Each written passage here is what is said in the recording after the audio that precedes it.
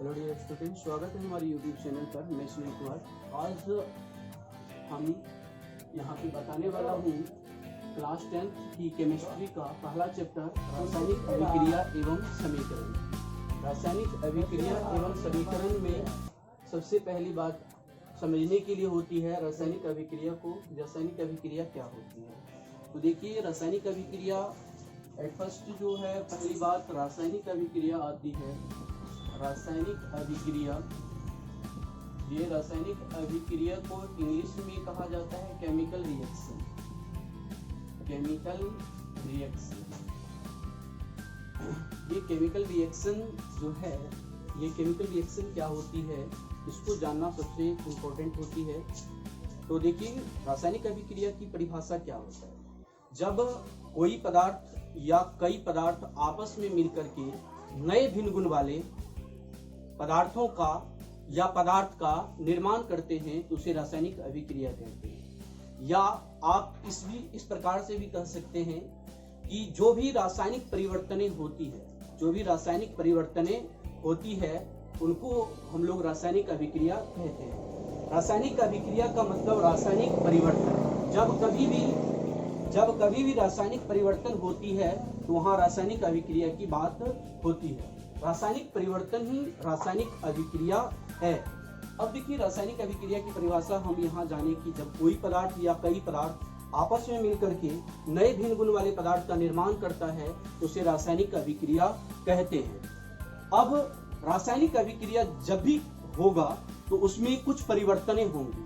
उस परिवर्तन को जानना है कि कौन कौन सी परिवर्तन होती है जब रासायनिक अभिक्रिया होती है। तो रासायनिक अभिक्रिया जब होती है तो उसमें सबसे पहली अवस्था में परिवर्तन होगी, यानी चेंज ऑफ स्टेट होगा, अवस्था में परिवर्तन। उसके बाद रंग में परिवर्तन, गैस में परिवर्तन और तापमान में परिवर्तन। ये ढेर सारी परिवर्तनें जो है, इन सभी परिवर्तनों में से किसी भी एक परिवर्तन की होने से रासायनिक अभिक्रिया होने की पुष्टि होती है। तो अभी हम लोगों ने जाने कि रासायनिक अभिक्रिया जब होती है तो उसमें परिवर्तन होती है और परिवर्तन में रासायनिक परिवर्तन होती है। रासायनिक परिवर्तन जब भी होगी तो वहाँ रासायनिक अभिक्रिया होगी।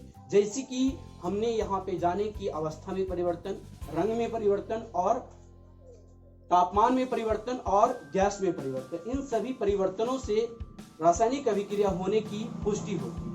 अब हम लोग जानेंगे कि रासायनिक अभिक्रिया को जब हम लोग समझ चुके हैं तो यहाँ पर एक बात आती है रासायनिक समीकरण की। ये रासायनिक समीकरण क्या होती है, इस चीज को जानना कि रासायनिक समीकरण किसे कहते हैं या रासायनिक समीकरण क्या है। रासायनिक समीकरण क्या है? रासायनिक समीकरण को जानना सबसे पहली बात यहाँ पर है। सबसे पहली बात हम लोग जानें कि रासायनिक अभिक्रिया को जानें और उसके बाद हम लोग यहाँ जानेंगे रासायनिक समीकरण को। तो रासायनिक समीकरण की एक्चुअली परिभाषा है क्या कि जब कभी रासायनिक अभिक्रिया को संक्षेप में व्यक्त किया जाता है तो उसे रासायनिक समीकरण कहते हैं। रासायनिक अभिक्रिया को जब संक्षेप में व्यक्त किया जाता है तो उसे रासायनिक समीकरण कहते हैं। जैसे कि रासायनिक समीकरण को अगर मतलब इस परिभाषा के अनुसार अगर इसको वर्गीकृत किया जाए तो ये दो प्रकार की होती है। तो ये पहला प्रकार होता है शब्द समीकरण यानी वर्ड इक्वेशन, और दूसरी बात होती है क्या, सूत्र समीकरण। तो शब्द समीकरण और सूत्र समीकरण की यहाँ जो बात करेंगे वो रासायनिक समीकरण की परिभाषा को मद्देनजर रख करके हम रासायनिक समीकरण की प्रकार को बताने जा रहे हैं। तो रासायनिक समीकरण दो प्रकार की होती है, उनकी परिभाषा जैसे बताए कि उस परिभाषा के अनुसार शब्द समीकरण और सूत्र समीकरण। जब रासायनिक अभिक्रिया को शब्द के द्वारा निरूपित करते हैं या व्यक्त करते हैं या दर्शाते हैं तो उसको हम लोग शब्द समीकरण कहते हैं।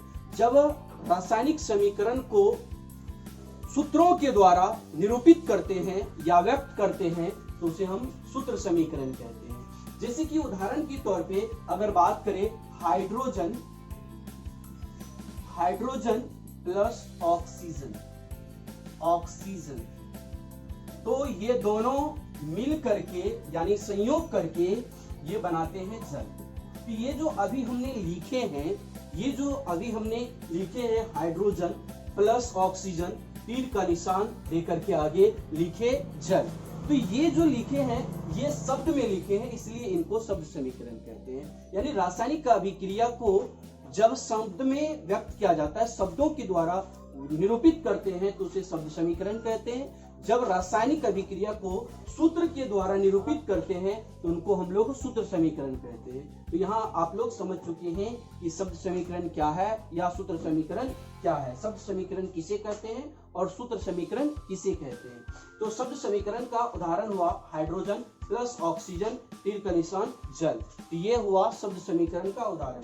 अब सूत्र समीकरण को इसी को सूत्र में लिख देते हैं, यानी उनकी परमाणु संख्या को देख करके सूत्र में, और उसको जब मतलब डिनोट कर देते हैं तब उनको सूत्र समीकरण कहते हैं। जैसे हाइड्रोजन है तो हाइड्रोजन को सूत्र में H2 कहा जाता है। हाइड्रोजन एक प्रकार की गैस होती है, और यहाँ पे आप बेहतर रासायनिक अभिक्रिया बनाने के लिए या रासायनिक समीकरण बनाने के लिए आप यहाँ पे G लिख सकते हैं। G मतलब यहाँ पर गैस हो गया। उसके बाद ऑक्सीजन है तो ऑक्सीजन को सूत्र में लिखते हैं O2, और O2 जो है ये भी ऑक्सीजन है, इसको भी G से लिखते हैं, और यहाँ पे तीर का निशान दे करके लिखते हैं H2O, और H2O क्या है? जल है।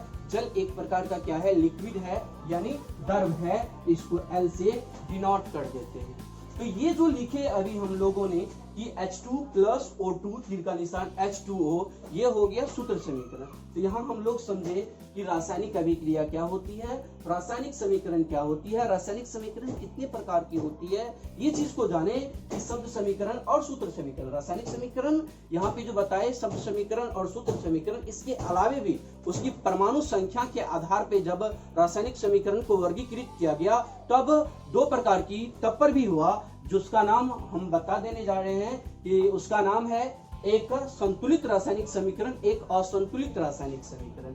उसको परमाणु संख्या के आधार पर रासायनिक समीकरण को जब वर्गीकृत किया गया तब जाकर के मतलब रासायनिक समीकरण दो प्रकार का हुआ, उसका नाम पड़ा वहां पे नाम पड़ा संतुलित रासायनिक समीकरण और असंतुलित रासायनिक समीकरण। जहां असंतुलित रासायनिक समीकरण को हम लोग कंकारी समीकरण भी कहते हैं। एक बैलेंस्ड केमिकल इक्वेशन, दूसरा अनबैलेंस्ड केमिकल इक्वेशन।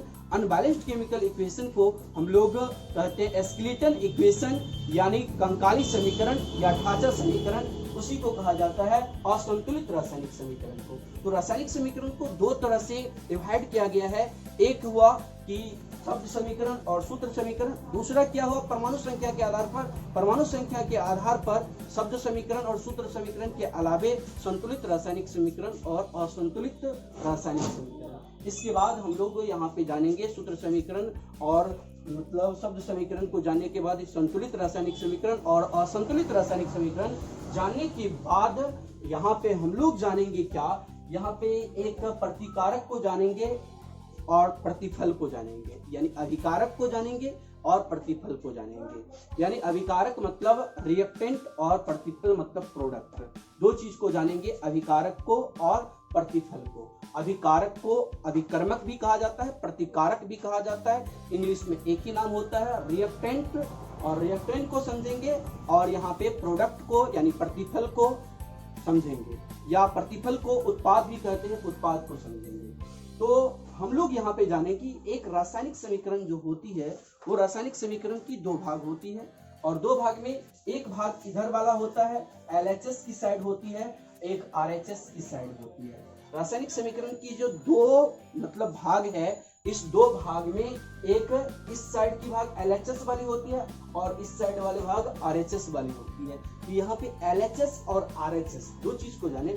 LHS मतलब हो गया लेफ्ट हैंड साइड, RHS मतलब हो गया राइट हैंड साइड।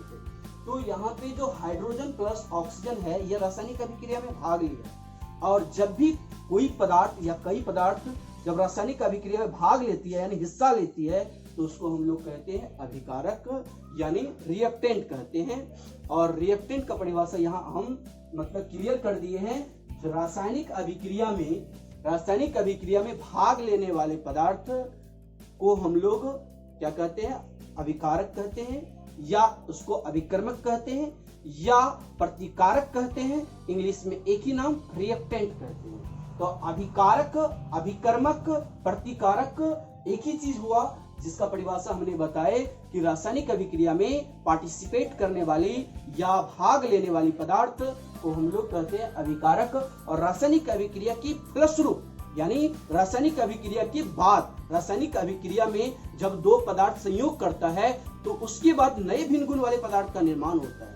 जो नए भिन्न गुण वाले पदार्थ का निर्माण होता है, उन्हीं नए भिन्न गुण वाले पदार्थों को हम लोग कहते हैं उत्पाद यानी प्रोडक्ट कहते हैं। जैसे कि यहाँ हाइड्रोजन और ऑक्सीजन मिला और इसके बाद यह संयोग करके इसके बाद बना जल, तो ये जल जो बना ये प्रोडक्ट वाली पार्ट हो गया, प्रोडक्ट वाली भाग हो गया, उत्पाद वाली भाग हो गया। तो अभिकारक को हम लोग जाने कि अभिकारक में जब मतलब अभिकारक में पदार्थ भाग लेता है और उत्पाद में क्या होता है, अभिकारक के फलस्वरूप नए भिन्न गुण वाले पदार्थ का निर्माण होता है। तो रासायनिक अभिक्रिया में हम लोग यहाँ जाने कि रासायनिक अभिक्रिया में भाग लेने वाले पदार्थ अभिकारक कहलाता है। रासायनिक अभिक्रिया के फलस्वरूप बनने वाला जो पदार्थ होता है उसको उत्पाद कहते हैं। तो यहाँ पे हम लोग ये चीज को जाने। अब देखिए उसके बाद हम लोग यहाँ पे चर्चा करेंगे क्या, जब रासायनिक समीकरण को परमाणु संख्या के आधार पर यानी मास कंजर्वेशन लॉ पर, जब ये द्रव्यमान संरक्षण नियम के आधार पर रासायनिक समीकरण को वर्गीकृत किया गया, तब दो प्रकार का हुआ। उनका नाम हम यहाँ पर बताए असंतुलित रासायनिक समीकरण, दूसरा नाम बताए संतुलित रासायनिक समीकरण। असंतुलित रासायनिक समीकरण और संतुलित रासायनिक समीकरण, दो प्रकार की समीकरण इस प्रकार भी होती है, जैसे कि शब्द समीकरण, सूत्र समीकरण इस प्रकार की भी होती है। और रासायनिक समीकरण की दो प्रकार मतलब परमाणु संख्या के द्रव्यमान के अनुसार बताए जाते हैं कि एक संतुलित रासायनिक समीकरण होती है, एक असंतुलित रासायनिक समीकरण होती है। ये द्रव्यमान संरक्षण नियम के आधार पर बताया गया कि रासायनिक समीकरण की दो भाग होती है, संतुलित रासायनिक समीकरण और असंतुलित रासायनिक समीकरण। संतुलित रासायनिक समीकरण की परिभाषा होती है जब अभिकारक की ओर की परमाणु संख्या और उत्पाद की ओर की परमाणु संख्या बराबर होती है तब उसको संतुलित रासायनिक समीकरण कहते हैं। और असंतुलित रासायनिक समीकरण क्या है, उसमें क्या होता है, उसका परिभाषा क्या होता है, तो जानिए इसका परिभाषा क्या होता है। जब रासायनिक समीकरण में अभिकारक और उत्पाद की परमाणु संख्या बराबर नहीं होती है तो उसको असंतुलित रासायनिक समीकरण कहते हैं। तो संतुलित रासायनिक समीकरण का मतलब हुआ कि अभिकारक की ओर की परमाणु संख्या और उत्पाद की ओर की परमाणु संख्या जब इक्वल होगा यानी बराबर होगा यानी समतुल्य होगा तो उनको हम लोग कहेंगे संतुलित रासायनिक समीकरण। और असंतुलित रासायनिक समीकरण क्या होती है, जब रासायनिक समीकरण में अभिकारक की ओर की परमाणु संख्या और उत्पाद की ओर की परमाणु संख्या बराबर नहीं होती है तो उसको असंतुलित रासायनिक समीकरण कहते हैं। और असंतुलित रासायनिक समीकरण को ही हम लोग कहते हैं कंकाली समीकरण या ढांचा समीकरण, इंग्लिश में स्केलेटन इक्वेशन कहते हैं। आज की वीडियो यहीं तक। अगर वीडियो अच्छा लगे तो वीडियो को शेयर करें, लाइक करें। Thank you.